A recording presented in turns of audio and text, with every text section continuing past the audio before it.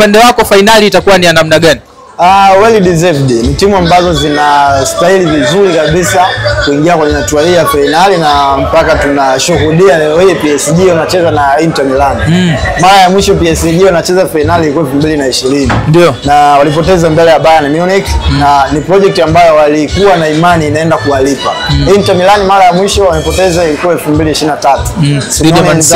Dhidi ya Manchester City ya Pep Guardiola. Ndio. Bao 1-0, si ndio? Ndio.